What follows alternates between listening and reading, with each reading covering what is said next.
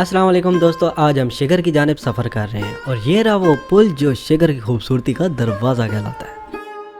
नीचे बहता पानी और इर्द गिर्द पहाड़ दिल को एक अजीब सा सुकून देते हैं। इस पुल पे खड़े होते महसूस होता है जैसे हम किसी ख्वाब की दुनिया में दाखिल हो रहे हो। तो आएँ मेरे साथ चलें और देखें शिगर की जादुई वादी के वो मनाजिर जो आपको हैरान कर देंगे, बल्कि थोड़ा सा परेशान भी कर देंगे। जब हम पुल को पार करते हैं और सहरा इलाके में दाखिल होते हैं तो सड़क अपनी दास्तान खुद सुनाने लगती है। दूसरी तरफ में वीरान ज़मीन की गोद में उगी हुई कुदरती झाड़ियाँ, सूरज की सुनहरी किरणें और हवा में रची हुई आज़ादी की महक एक अजीब सी कैफियत पैदा करती है। और जैसे ही मेरी नज़र पड़ी इस बोर्ड पे जिस पे लिखा हुआ था welcome to the Shigar the land of K two. इसको द लैंड ऑफ केटू क्यों कहा जाता है? क्योंकि ये इलाका दुनिया की दूसरी बुलंद तरीन चोटी केटू के बेस कैंप तक जाने के लिए एक इंतहाई खूबसूरत सा रास्ता फ्राहम करता है और इसी वजह से बहुत से कोह पैमा इस रास्ते का इंतखाब करते हैं। और जब बात होती है कोह पैमाओं की तो न जाने क्यों मोहम्मद अली सतपारा की तस्वीर आंखों के सामने आ जाती है। ये मंजर सुकून और खुशबू से भरपूर है, जहाँ इंसान अपने आप को कुदरत के करीब और ज़िंदगी के हर शोर से दूर महसूस करता है।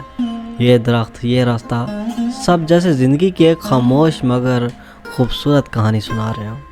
हम खूब लुत्फ़ अंदोज़ होते हुए सफ़र कर रहे थे और उस्मान भाई इस वक्त गाड़ी के गेट में खड़े हैं।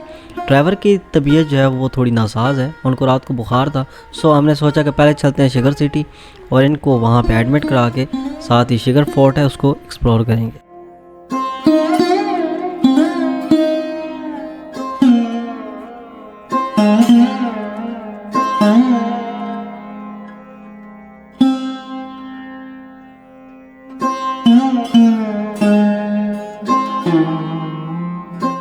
तो ड्राइविंग करते करते करते जनाब हमारे ड्राइवर को शदीद बुखार हो गया और हम चले गए हॉस्पिटल।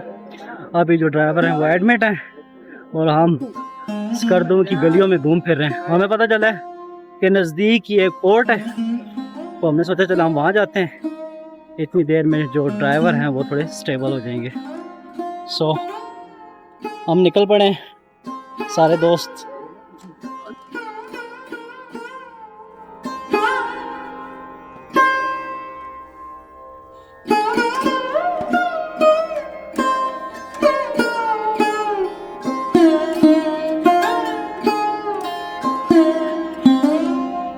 और बलाखिर काफ़ी तवील सफ़र करने के बाद हम शिगर फोर्ट पहुंच गए। शिगर फोर्ट जैसे ही पहुंचे तो एक साइड पे लोगों ने लंबी कतारें बनाई थी। मालूम पड़ा कि यहाँ पे टिकट सेल हो रही है और उसके बाहर एक खूबसूरत सा दरख्त लगा हुआ था और हल्की हल्की बारिश हो रही थी। थोड़ी थोड़ी ठंड भी थी यहाँ पे और बहुत ही सुहाना मौसम था।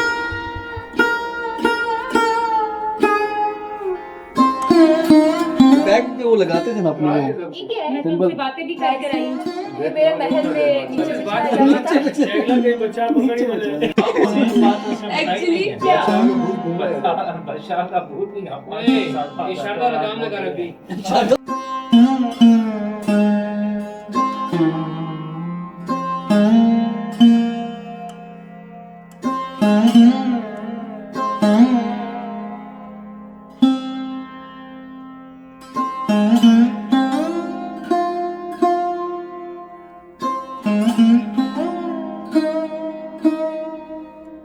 हाँ तो जनाब फाइनली शिगर फोर्ट की हमने टिकट्स ले लिया। शिगर फोर्ट को जो विज़िट करेंगे टूर गाइड आ चुका है जो हमें विज़िट कराएगा पूरा शिगर फोर्ट और उम्मीद है कि हिस्टोरिकल प्लेस है, बड़ा मज़ा आएगा। is approximately 50 feet throughout the foundation of the fort, and its height is more than 6 meters. And this fort, first fort, constructed on it due to it is called Palace on the Rock.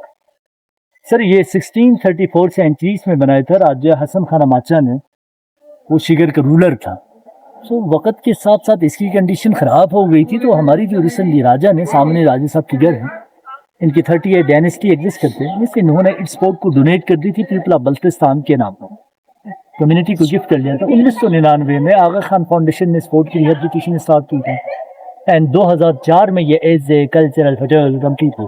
ठीक है, ये बारह दरिया आपने देखे हैं ना? नहीं देखा?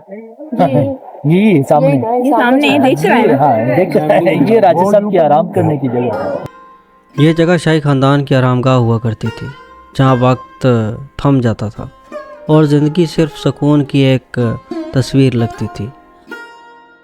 आज हम यहाँ स्याह बनकर आते हैं और माजी के उन लम्हात को महसूस करने की कोशिश करते हैं।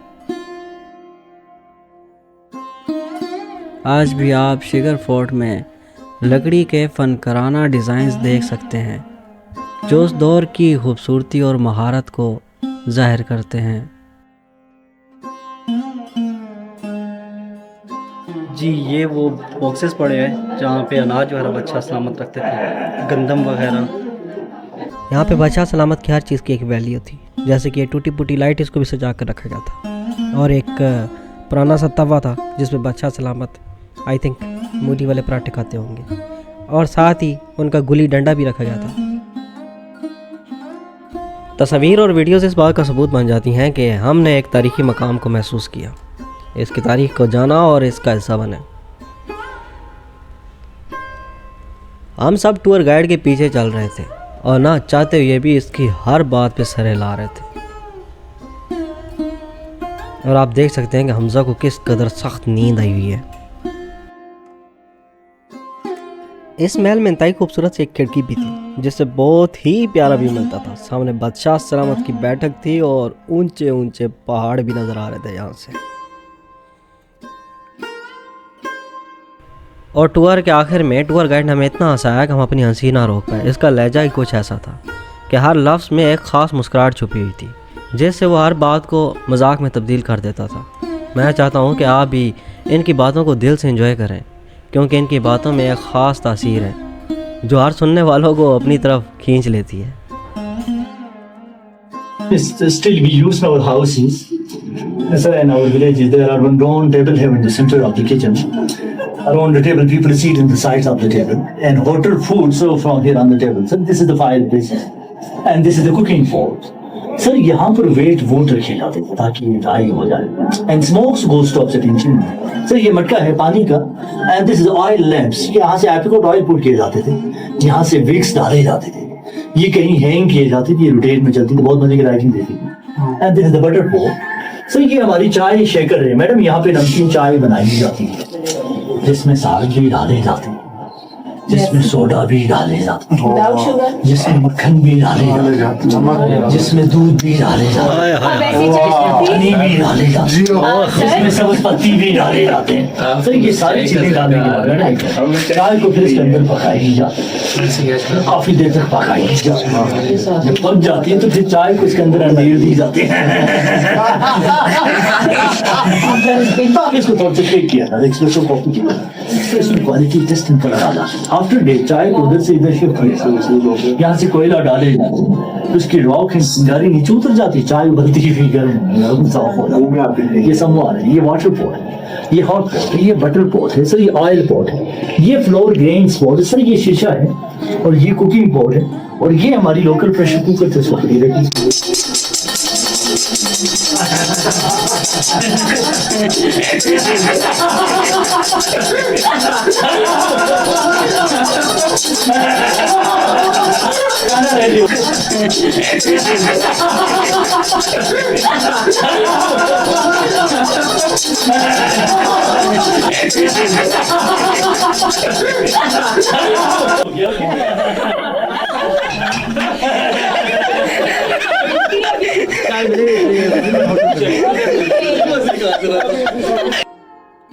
इस टूर गाइड ने तो हमें इतना हंसाया कि पूरे किले की दीवारें कहकों से गूंज उठी और हंसते हंसते पेट में दर्द पड़ गई।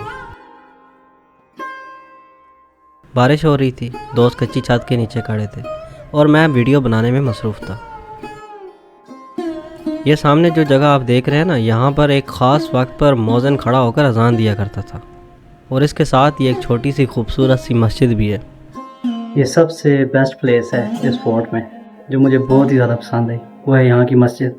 छोटी सी मस्जिद है, आई थिंक हार्डली 15 बंदे यहाँ खड़े हो सकते हैं मेरे हिसाब से। यहाँ पे कुरान पाक पड़ा हुआ है, एक छोटी सी विंडो है जहाँ से आप पहाड़ों का खूबसूरत नज़ारा भी कर सकते हैं। यार यहाँ पे बहुत सुकून है यार, हद से ज़्यादा।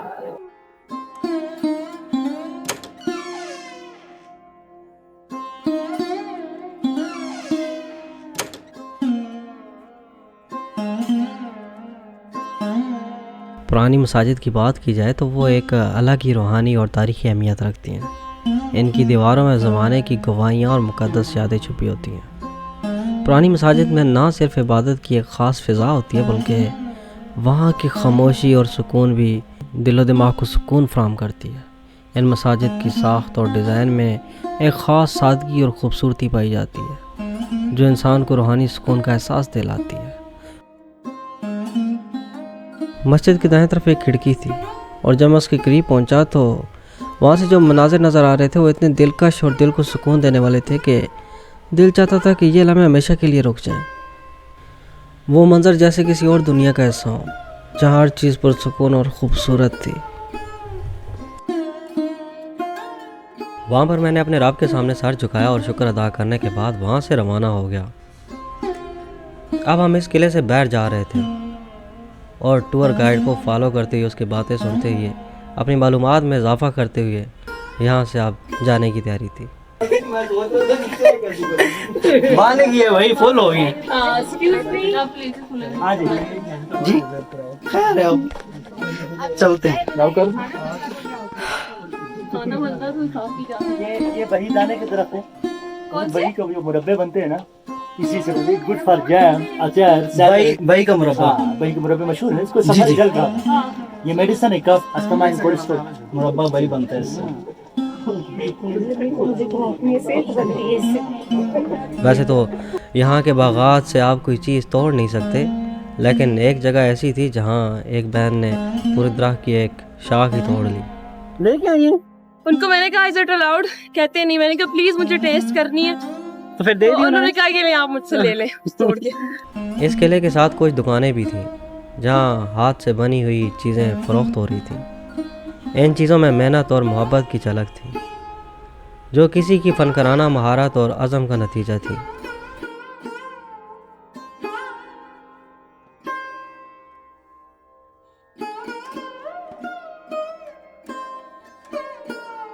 वहाँ पर ना सिर्फ आप इन खूबसूरत चीज़ों को देख सकते थे बल्कि उन्हें ख़रीद कर अपने साथ भी लेकर जा सकते थे, एक यादगार के तौर पर जो इस सफ़र की हकीकत और गहराई को हमेशा के लिए आपके साथ रख सके। हेलो एवरीवन, कैसे आप सब? पूरे फोर्ट का विजिट करने के बाद इस वक्त मैं फोर्ट से बाहर आ चुका हूँ। बहुत मज़ा आया, बहुत हिस्टोरिकल प्लेस थी, बहुत अच्छे से गाइड किया उन्होंने और कुछ फ़न भी था, बहुत इंजॉय किया हमने। अब फोर्ट से बाहर आ चुके हैं, हल्की हल्की बारिश लगी हुई है और इस वजह से थोड़ा वेट कर रहे हैं ताकि बारिश थोड़ी थम जाए, फिर हम यहाँ से मूव करते हैं। आज चूँकि हमारे जो ड्राइवर हैं उनकी तबीयत अचानक से ख़राब हो गई थी, अभी हम उनको डॉक्टर के पास छोड़ के वापस आ गए हैं। सो वो इस वक्त हॉस्पिटल में और हम इस वक्त फोर्ट को पूरी अच्छी तरीके से ना विज़िट करके वापस आ चुके हैं। सारे दोस्त भी आ गए हैं, अभी हम मूव करेंगे, गाड़ी के पास जाएंगे और आगे का सफ़र करेंगे। फोर्ट का टूर कैसा रहा? 1 लाख का नेकलेस देख के मैं आपको बताऊं मत आई। नेकलेस की ये जो बात कर रही हैं वो बाहर एक शॉप थी, वहाँ पे था, उसकी जो प्राइस थी वो तकरीबन 1 लाख थी। मैं पूरी मेहनत से वीडियो बनाता हूँ ताकि आप इसका लुत्फ़ उठा सकें और आप हमें सराहें। आपकी हौसला अफजाई ही हमें आगे बढ़ने की ताकत देती है और हम हर अगली वीडियो को पिछली वीडियो से बेहतर बनाने की कोशिश करते हैं। आपकी दी हौसला अफजाई हमें कामयाबी की तरफ लेकर जाती है। इंशाल्लाह अगली वीडियो में फिर मिलेंगे, तो चैनल को ज़रूर सब्सक्राइब करें, कमेंट्स करें और अपनी राय से आगाह करें। शुक्रिया।